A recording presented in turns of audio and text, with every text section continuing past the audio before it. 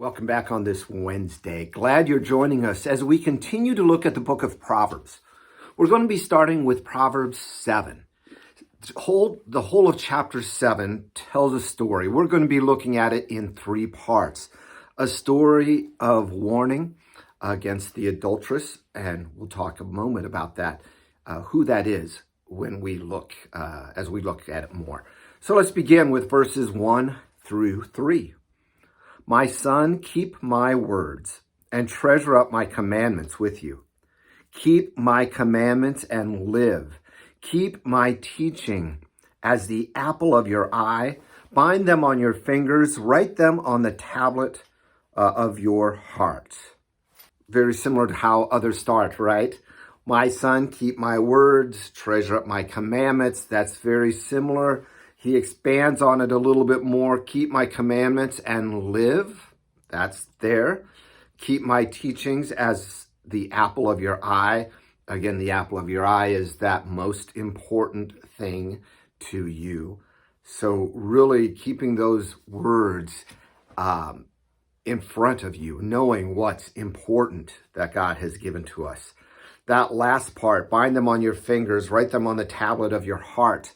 I see as a direct connection to the book of Deuteronomy, where he says to bind them on your forehead and write them on your heart. Similar to that, kind of like we might tie something around our fingers to remind ourselves of something. That's what the old saying is. You might notice me walking around church after talking to someone, holding up one finger or 2 fingers. That reminds me how many things I need to remember when I get back to my desk. It doesn't work, but I try. Anyway, let's move on. Verses 4 and 5. Say to wisdom, you are my sister, and call insight your intimate friend, to keep you from the forbidden woman, from the adulteress with her smooth words. Kind of looks at a cause and effect, or cause and purpose.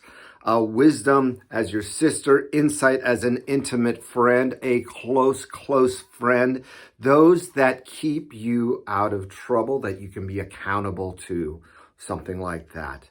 The purpose, to keep you from the adulterous woman. Now, I said we talk a little bit about who the adulterous woman is. We've mentioned this already before. I'm going to hit it again. Literal, the level 1 reading is, yes, stay away from the adulterous woman. Simple enough, that the adulterous woman is an adulterous woman. Figuratively, the second level is the understanding of the adulteress being unfaithfulness to God. Wisdom will keep us from being unfaithful to God. Israel, remember, the prophets would say that they were whoring after other gods, that they were no longer faithful to God. The book of Hosea speaks of this throughout the prophecy of that book. Verses 6 through 9.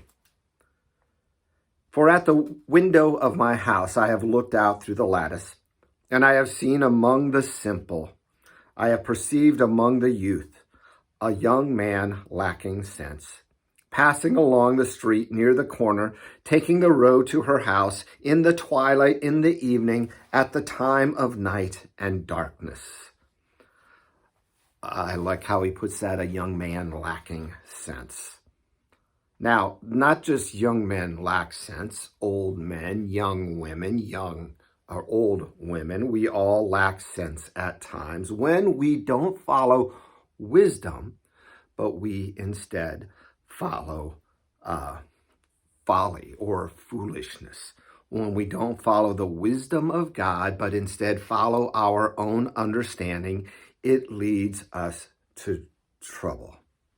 It leads us to wander into temptation by not setting boundaries for what we will or will not do beforehand, and knowing what those boundaries are. Very important thing for all people to do. Come back tomorrow. We're going to continue to look at this. We'll learn more about the adulteress as we look at the next 10 or so verses. I'll see you then. God bless until tomorrow.